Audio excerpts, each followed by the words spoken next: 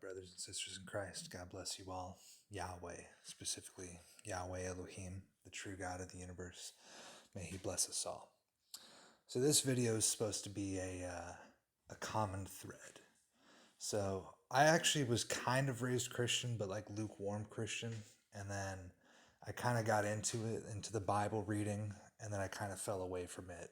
And then basically I fell pretty far away from God for a very long time. And my stubbornness made it difficult for me to return. It should have happened a lot sooner. What woke me up is looking at the world today and searching for the truth. And, it's like, okay, so there's satanic cults in the Bohemian Grove, but it's just a hoax. There's not really a Satan. It's just mind control. They're tricking each other into thinking Satan's real. Like, that was the line of thinking I was going with. So let's start off from the end and let's work our way back to the beginning. Where are we at today? Anybody can objectively see that deception has permeated the entire planet. Everything's a lie. So let's start with the most common lies. Some men have periods. Some men get pregnant. Okay. Now, a man is a man and a woman's a woman, XX and XY chromosomes, and some mutations that are unnatural, but for the most part, a man, a woman, a woman. And then there's some hermaphrodites, but that's very rare. Anybody who goes against this is going against basic nature. But look at how they've been enabled. Look what the Bible says. In the beginning, God made them man and woman. So we're seeing transgenderism, this mental illness being forced onto society.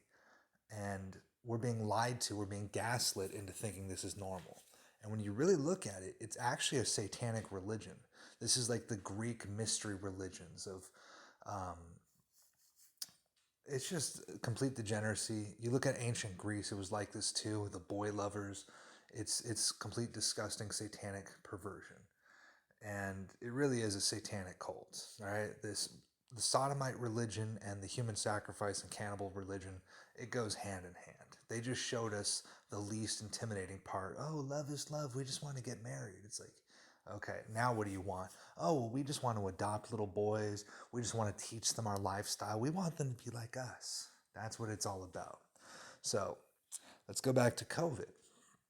Now, objectively speaking, the COVID vaccine did not work, and they knew about it, and they forced us to take it through coercive measures, and they shut down churches, and they told us that we were grandma killers and all kinds of horrible stuff for refusing to get it. Now, how did things get so bad? Because we became secular. By forsaking the law of Moses, by forsaking the Gospels, we have essentially given Satan authority over this world. But we can take back that authority really, really fast. Okay? God has given us authority over the devils. We can squash the serpent right underneath our feet. All we have to do is obey Christ. So we go a little further back and we get to 9/11. I think everybody kind of knows. Oh, let's actually talk about Jeffrey Epstein first. So there's an island, and a bunch of politicians and billionaires and bankers are going to this island to have sex with children. And Jeffrey Epstein is friends with Bill Clinton, and he's friends with Donald Trump. Now, obviously, they'll say, oh, well, there's no evidence that Trump went to the island, blah, blah, blah. Fine, but it's still creepy, all right? You look at Trump, this dude's not exactly clean. He might be controlled. He definitely seems like controlled opposition. The things he said about Ivanka Trump, it's creepy stuff. And he's not really a Christian, so can we really trust him to be this conservative, oh, Jesus is with me in court, look at my truth social posts. It's like, he's playing the Christians. He's not really about Jesus. He's about people thinking he's for Jesus. So we see this Epstein Island pedophile thing, and now at this point it's a joke. Nobody cares that these things are happening, and there's been no justice. We take it back to 9/11. What happened on 9/11 is a bunch of satanic cults worked together to bring about the New World Order. They knocked down 3 skyscrapers with 2 airplanes, and they blew up part of the Pentagon. And the Pentagon the day before was researching missing funds. Trillions of dollars was missing. I believe it was Donald Rumsfeld who announced it. And then the very next day, the Pentagon building where they were investigating got blown up. Very next day, 2 planes knocked down 3 buildings. World Trade Center Building 7 did not get hit by a plane, but it still collapsed. How did this happen? Well, there was another plane that crashed in Shanksville, Pennsylvania, and it left a giant hole in the ground. Not many pieces of plane parts there. So I'm guessing this thing must have had a bomb on it. They lost control of the plane. It crashed. It left a huge crater in Shanksville, Pennsylvania. And I believe this is the plane that was meant for World Trade Center Building 7. But Building 7 was not hit by a plane. Buildings 1 and 2, the Twin Towers, were hit by planes, and all three of them came down into their own footprint. And the media gaslit us. It was Iraq, it was Osama bin Laden, it was Saddam Hussein. We got to go to Afghanistan, we got to go to Iraq. And all this was about destroying the economic wealth of the first world and destroying the infrastructure of the Middle East, radicalizing the Muslims, who are already crazy, if we're going to be honest. They've always been crazy. But now we gave them a reason to hate us.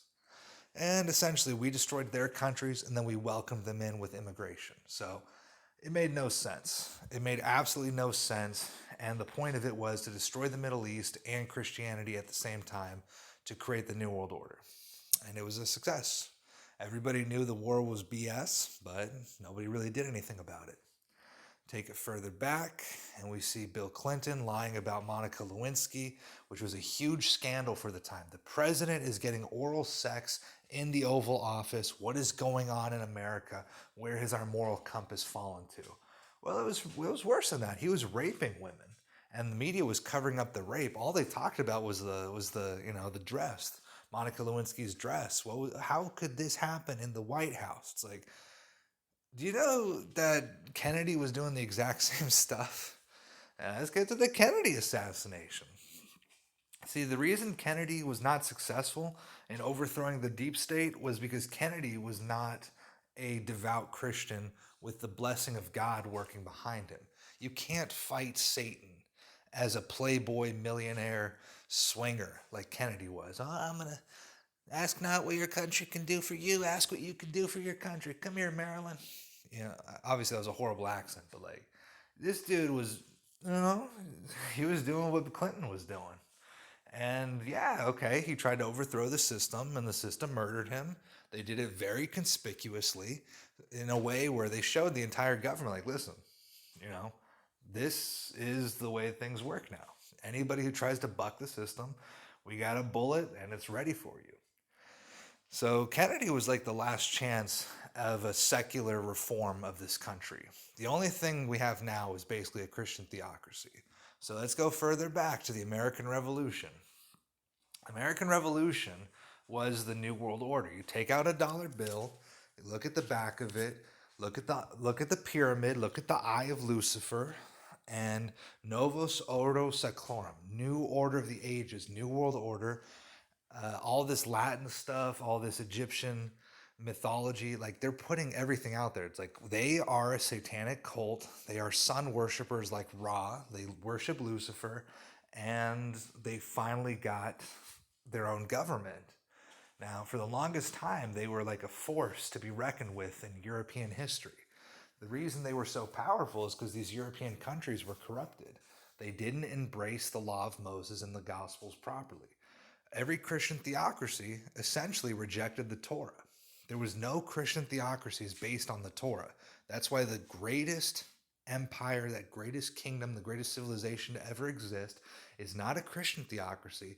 It is a Jewish theocracy based explicitly on the law of Moses. When I say explicitly, I mean all of it. Burnt sacrifices, Sabbaths, Passovers, everything. If you do the law of Moses the way Moses received it, you are a wonderful civilization. But if you do that and the Gospels, you are untouchable. So the American Revolution was a mistake. It was the moment the Illuminati created their own government, and then the dominoes just fell one after another, after another, after another. So we go further back and we see all these Christian empires fighting against one another for no good reason. It's like, oh, I'm a Protestant and you're an Orthodox and he's a Catholic, and we're all going to kill each other over which version of Jesus is right. It's like all you guys are not taking the Bible seriously. But you actually saw something beautiful during World War I. In the midst of all the carnage, in the midst of all the chaos, there was a ceasefire on Christmas. And this is Jesus in the background tugging on people's heartstrings. It was between the Germans and the British.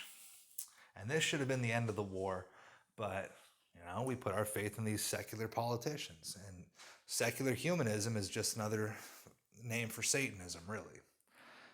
Barack Obama's mother was a secular humanist, and he was proud of that fact. He talked about it in his quotes. But yes, so the Christmas truce, I believe it was 1917. Everybody thought that the war would be over very quickly. They'd all be home for Christmas, and that didn't happen. So on Christmas Eve, the British were singing songs in their foxholes and the Germans were clapping, and vice versa. And eventually the next day, let's try something. And so they came out of their foxholes and they had their hands raised and they shook hands and they gave chocolates and gifts and they showed, like, this is my girlfriend, this is my name's whatever. They really became friends. In the midst of all the chaos, they became friends, and they cleared the bodies and they played a game of soccer. Yeah, this is a real story. That's the power of Jesus. That's the power of Christmas. Because these people all believed in Jesus, they were able to come together and set aside their differences. It's like, okay, well, I'm a Lutheran or I'm a Catholic and you're an Orthodox or you're a Protestant, but they all came together because they all loved their families. They all loved Jesus, and it was enough to unite them. And this is the only way, it's the only way it's going to work. This is the only way we're going to get this stuff fixed. So we go further back and we see the Crusades, which were necessary, absolutely necessary, because Islam is the satanic Antichrist religion.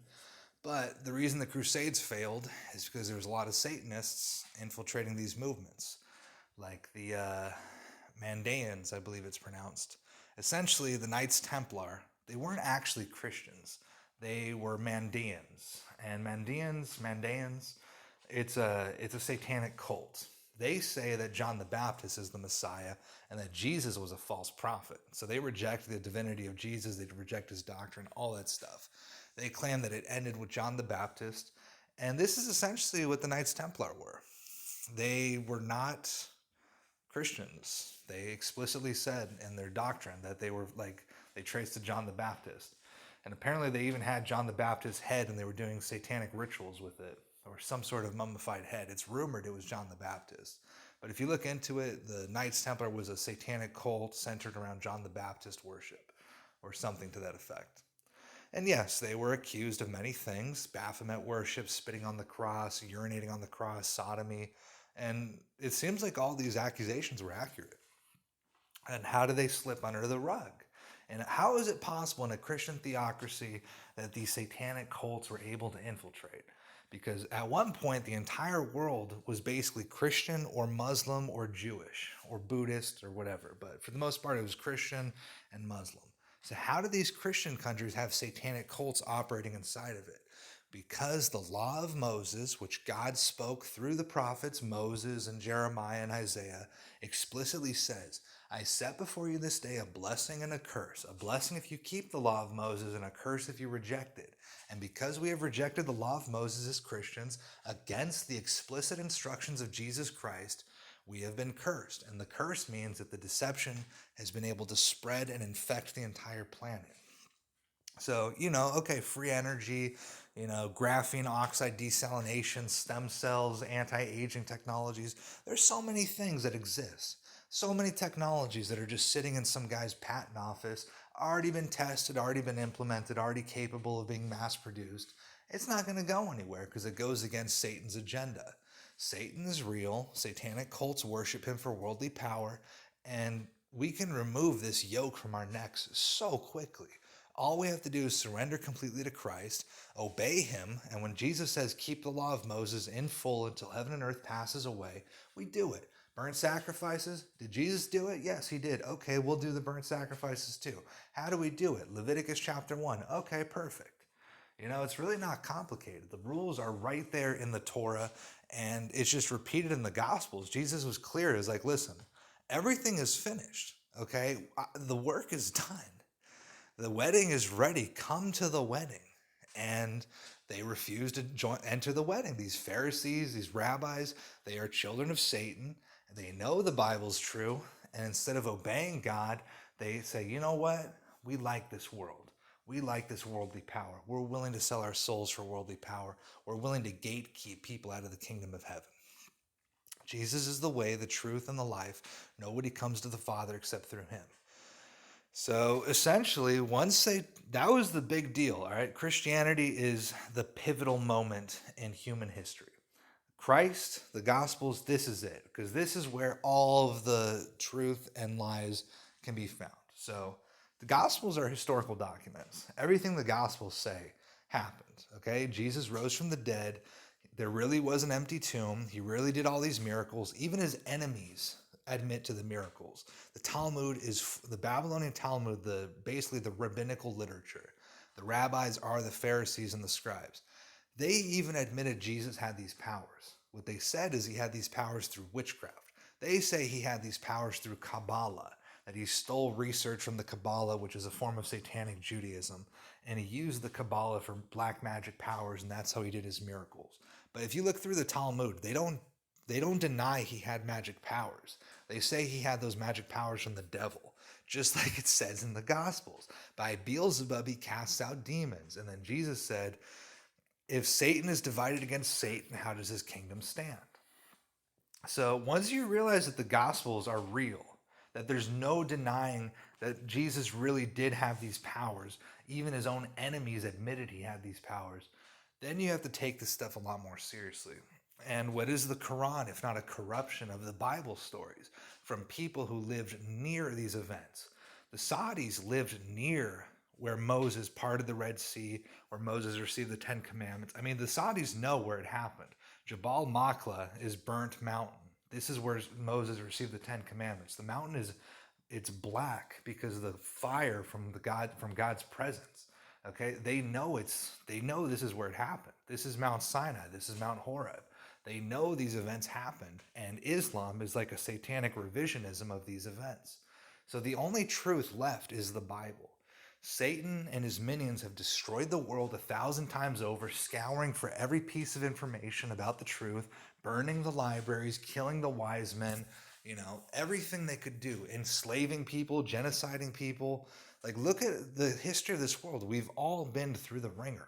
The only history book left is the Bible. The Bible is the last history book left, and it's the only one that's been preserved by the hand of God, that has been written by prophets who could hear God speak. Moses was with God every single day. There was no doubt that Moses was the most special human to ever exist up until Jesus. So let's take a close look at Christianity, because Islam has a version of Christianity, the Gospels has a version of Christianity, and the Talmud has a version of Christianity. And the truth is, the Gospels. Jesus really did have these powers. He really is who he said he is. It lines up perfectly with the law of Moses. The law of Moses talks about a star will rise up out of Jacob. So this is Numbers 24. This is Balaam the prophet from 1,500 years ago. Balaam, who is a historical figure. The Deir Allah inscriptions of Moab, of Jordan. So let's get to Balaam real quick. So what we know from the Torah, there is extra biblical literature about Balaam. But what we know from the Torah is that Balaam, son of Beor, is a prophet of Yahweh who is a Gentile. He's not Jewish. He might be the same as Bela, son of Beor, in the Edomite kings list, but it's not 100% clear. So Bela, son of Beor of the Edomite kings list, and Balaam, son of Beor, have very similar name. The Edomites are the lineage of Esau, so it makes sense that Esau's lineage would be familiar with the Yahweh worship, and that he was giving burnt sacrifices to Yahweh as a prophet. However, he had a crooked heart, so just because he was a prophet didn't mean he was a good person. Yes, he could hear God speak, but he used it for evil purposes. So Balak, king of Moab, which is essentially modern-day Jordan, there were 3 empires that all came together to form Jordan. There was Edom, there was Moab, and there was Ammon. Ammon and Moab are the incest children of Lot. And Edom, also known as Idumea in more recent times, is the lineage of Esau. Esau is the twin brother of Jacob who was disinherited. He married Hittites. Oh, crap.